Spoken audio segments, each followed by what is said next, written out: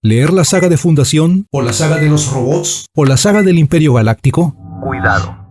En esa palabra, Saga. te aguarda una trampa y te conviene saber algunas cosas para no caer en ella.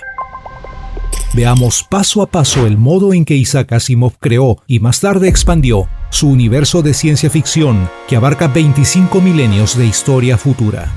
Esta es una guía razonable y razonada de lectura que te garantiza un pasaje en primera clase hacia la asombrosa galaxia Asimov.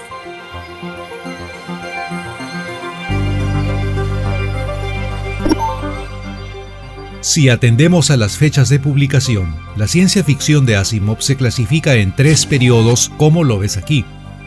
Durante el periodo medio prácticamente no escribió ciencia ficción, más allá de un par de novelas y algunos cuentos.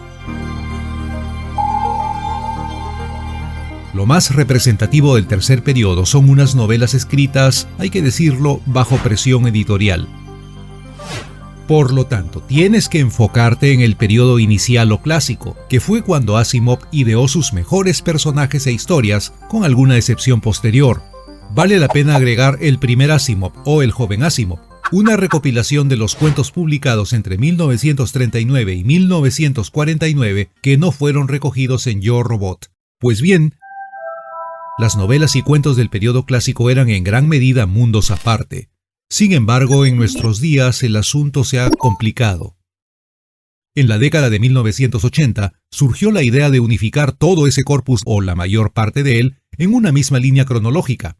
El buen doctor había incluido desde siempre algunos guiños a sus propias obras, pero nunca se propuso insertar toda su ficción en un mismo ámbito narrativo. En 1981, los ejecutivos de la editorial Doubleday, con la que Asimov había trabajado 30 años, recogieron ciertas opiniones populares, olieron la oportunidad, llamaron a Isaac y le hicieron una oferta que no pudo rechazar. El resultado al año siguiente fue Los límites de la Fundación. Doubleday naturalmente le pidió más novelas. El Asimoverso estaba naciendo. Por ese motivo se agrupa hoy casi toda la ciencia ficción de Asimov de esta manera. El ciclo de los robots y el ciclo de Fundación. Ambos estarían interrelacionados y formarían parte de una misma historia general.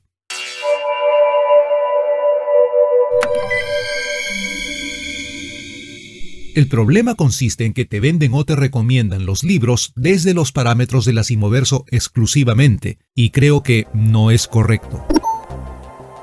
Como se comprenderá, los nuevos libros debían limar inconsistencias que hasta entonces no lo eran. Por ejemplo, ahora que los cuentos y novelas de robots transcurrían en el pasado de Fundación, había que explicar por qué no había robots en la trilogía. Asimov lo pensó bien y mató 2 pájaros de un disparo. Cuando allá en los años 50 escribió Bóvedas de acero y su continuación, El sol desnudo, pretendía lanzar una tercera novela con los mismos protagonistas, un detective terrícola y un robot humanoide, pero se trabó en los primeros capítulos y abandonó el proyecto. Los robots del amanecer vino a ser aquella tercera novela y además sirvió para ir configurando el Asimoverso. Continuó con Robots e Imperio, un puente narrativo entre las historias de robots y el universo de Fundación. Siguió Fundación y Tierra. Este libro cierra el arco de un personaje importantísimo desde el punto de vista del Asimoverso, a la vez que abre inquietantes cuestiones.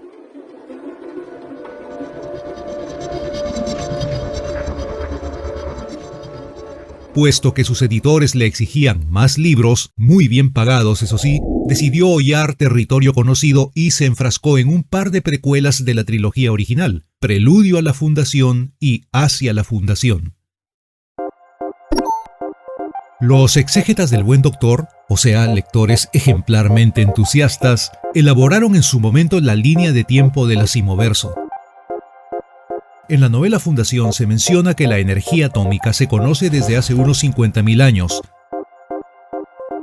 En la década del 80, Asimov consideró que esa escala temporal era excesiva y la redujo a la mitad, pero no modificó nada de lo ya publicado.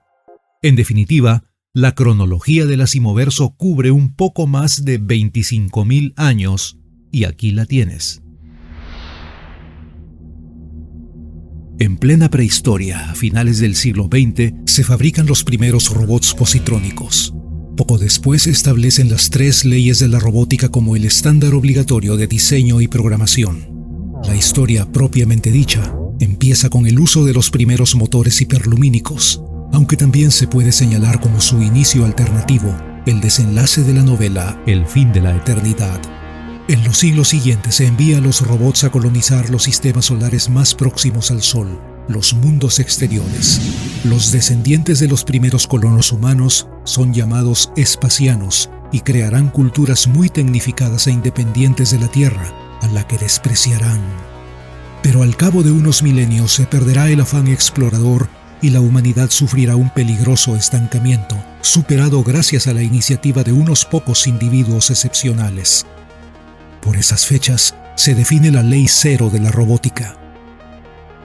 La segunda expansión espacial del hombre culminará con la ocupación de la galaxia entera, en la que al parecer solo hay seres humanos, pues no se ha encontrado ni rastro de otra especie inteligente en ella.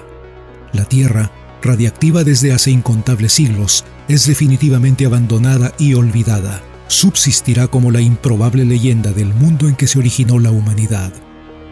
Los robots son dejados de lado en las centurias que siguen por considerarse que su tutela priva al ser humano de afrontar los riesgos necesarios para ampliar su poder y entendimiento. Surgen varias autarquías, repúblicas y confederaciones estelares en guerra permanente. Al cabo de unos milenios, el planeta Trantor lidera la más poderosa demarcación política, con miles de sistemas solares bajo su dominio.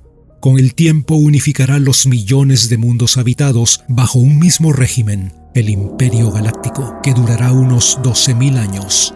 Es en la etapa terminal de este imperio y tras su caída, cuando se desarrollan los eventos narrados en la trilogía de fundación, así como en sus precuelas y secuelas.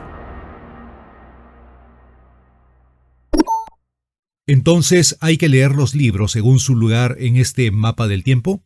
La respuesta es un categórico no. Cada vez hay más páginas y videos en Internet que recomiendan este orden y sinceramente es incomprensible. No tiene sentido leer la saga o serie de fundación en orden cronológico. ¿Por qué? Porque, presta atención, te lo traduzco. Entre los libros del periodo clásico y los del tardío hay notorias diferencias de tono, técnica, extensión e ideas. Ahora te diré en qué orden leer a Asimov.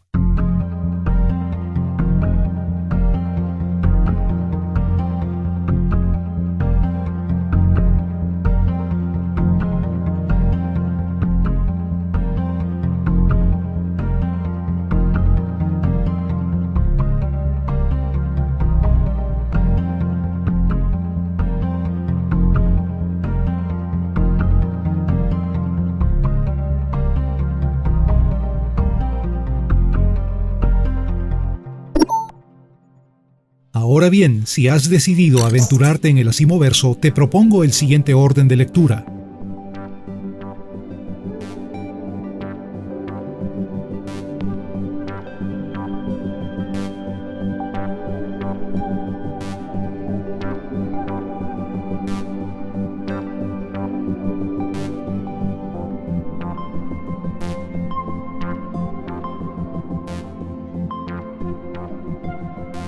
Si todo esto te parece confuso, recuerda que el Asimoverso no es un recorrido lineal, sino un mosaico o rompecabezas que no fue completado por su autor. Las piezas o las teselas más importantes te darán una visión suficiente del conjunto, las demás solo agregarán detalles.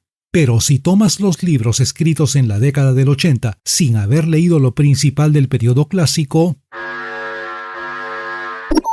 ahora ya lo sabes, empieza con el periodo clásico y tómate esas novelas y cuentos como narraciones independientes, como un buffet. Si te quedas ahí, bien. Si continúas con lo demás, recuerda que para todo lo escrito a partir del año 82, el orden de publicación es el que cuenta. Así que, de arranque, nada de saga de fundación ni de saga de los robots. Podemos decir que son sagas retrospectivas. Ya irás armando tu imagen del Asimoverso a medida que leas. ¿Qué pasaría si quisieras escribir novelas históricas pero tu imaginación volara libremente? El imperio caerá y todas sus virtudes con él. los distintos mundos perderán el contacto con el núcleo de la galaxia. La psicohistoria, capaz de predecir la caída, nos ayuda también a analizar la edad oscura que se avecina.